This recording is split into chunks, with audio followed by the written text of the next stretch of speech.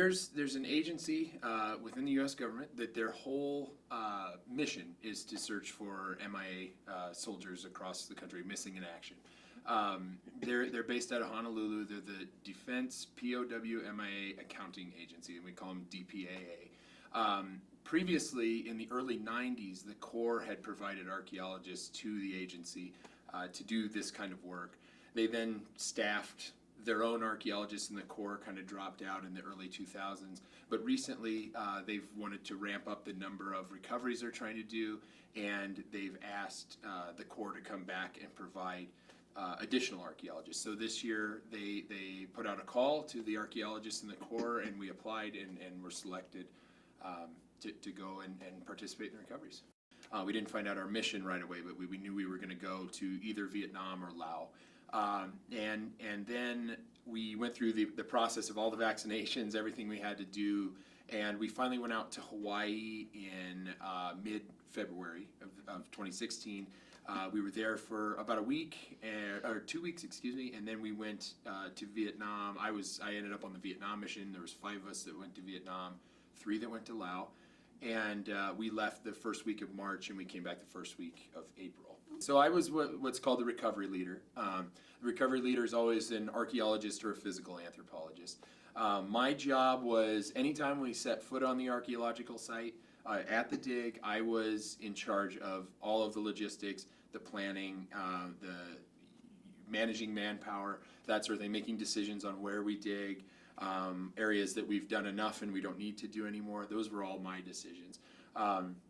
When we were off the site, then that was the team leader. But I, as the recovery leader, anything related to the archaeology was my decision and my planning and effort. So it was very interesting doing the work where we were, because I'm a desert archaeologist. That's what I've done most of my career. We're working in the jungle, very different terrain.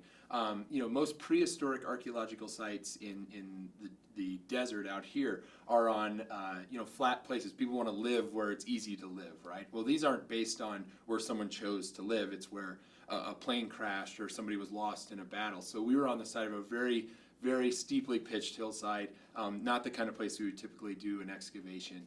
And the scale was so much larger than what we would normally do.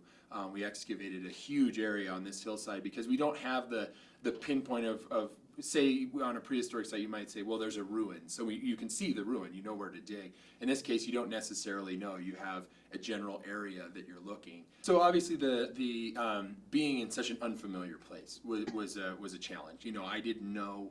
I had pictures of the site, a few kind of bad pictures. I didn't have a great sense of what it was going to look like.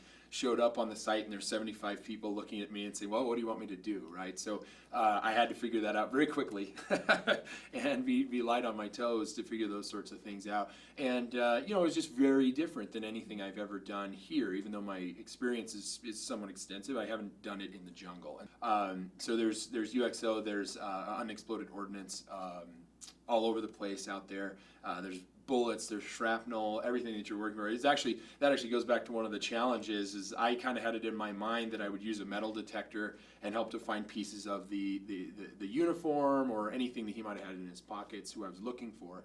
But I couldn't do that because there was so much metal from explosives all over the place that the metal detector was constantly singing. So we only had one instance of having an actual piece of UXO on the site, which my UXO technician handled wonderfully and very professionally. This mission and the agency DPAA involves all 4 branches, and so they all pull resources from wherever they can. And in this case, with us being part of the Army, this is a way for the Corps, for the Army by extension, to provide resources to this effort.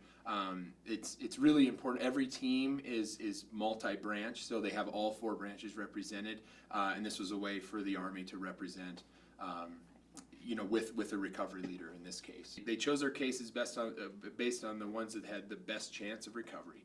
And then they selected each one of us to go on a particular case that fit our skill set. The other thing, of course, is the language barriers. You're working with, I'm used to working with a bunch of archaeologists who are trained, who speak English, that sort of thing. In this case, I'm the only trained archaeologist, the only one. Nobody else has ever done it.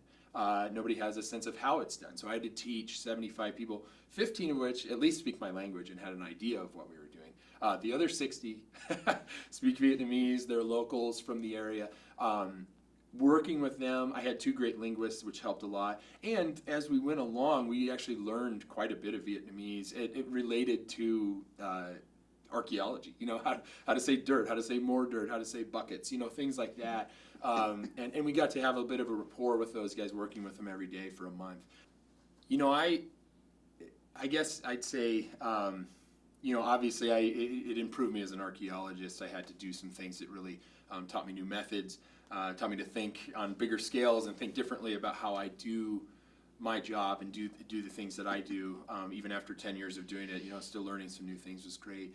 One of the big things I learned that was that I guess I didn't know that this would hit me this way, but was just I learned so much about the soldiers that we have in our military and just how wonderful they are as people and how great they are to work with, how professional they are, how just interesting and fascinating people that they really are to work with, and how committed they are to those promises and pledges that they made. It meant so much to my team to go and look for one of their fallen brothers, and that struck me, really struck a chord with me. I sort of assumed that's the way it was, but to see it firsthand and to see how much that meant to them, that was a cool learning experience for me.